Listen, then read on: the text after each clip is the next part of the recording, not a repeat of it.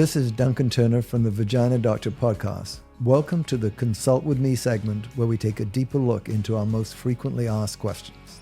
But what do I know? I'm just a vagina doctor. Good morning. Good morning.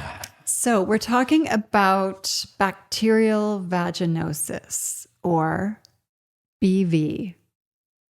Yes. And the reason why I want to talk about this is because it seems like a lot of times it's younger patients, some older patients, yes, but a lot of younger patients are getting bacterial vaginosis.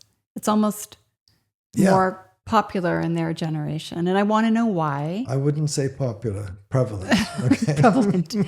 I want to know why, if you have that answer.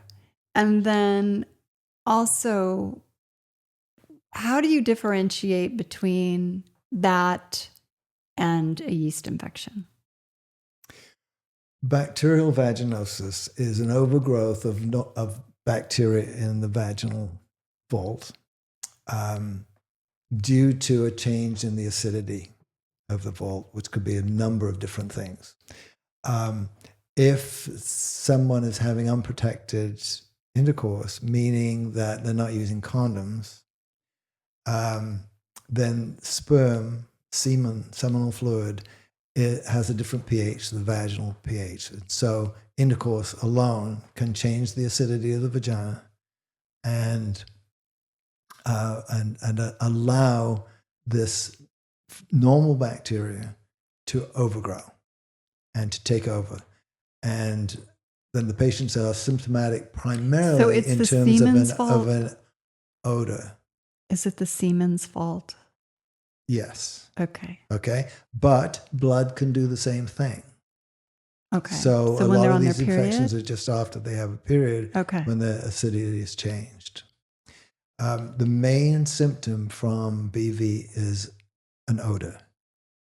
It's not, there may be a little increased discharge, but there's not usually any pain or any itching. Okay. Yeast infections are typically a cottage cheese type discharge, clumpy discharge associated with itching and irritation. So they're usually quite a lot different in the way the patient experiences it. Why are they more common right now? Well, if condoms are not being used, that makes it more likely for them to have the pH change. Or they might have been on an antibiotic medication, which has changed the bacteria in the vagina and being less acidic. As far as the yeast is concerned, I don't think they are more frequent than they used to be. Is there a way to prevent the bacterial vaginosis? Use condoms. Okay. And then is there something you can do after you've had sex close to your period to prevent getting it if you haven't used a condom? Is there something girls could be doing right after? Possibly a vinegar douche would be helpful, but they're sort of out of style now and not thought to be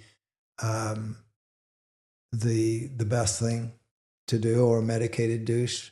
But really, it's a matter of just well, actually, there is another factor in it that bacterial vaginosis can be sexually transmitted. It's not referred to generally as a sexually transmitted disease, but there are definitely partnerships in that partners will infect and reinfect each other. So that can happen to an extent. And then you've got to just change your partner, I suppose. And then is that a swab test to see if you have that? Right. And then what medication is given for that? Flagyl is one that's frequently used, and clindamycin is an antibiotic that's used. Is that also like a 5-day, 10-day? 5-day.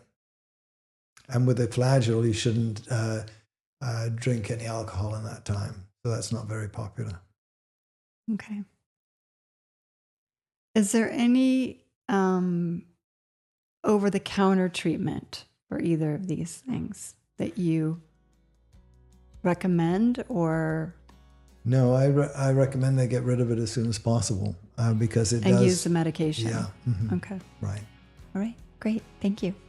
Thanks for listening. And if you have more questions, please let us know either by email or DM us on the Vagina Doctor podcast. See you in the next episode. The Vagina Doctor Podcast. It all starts here.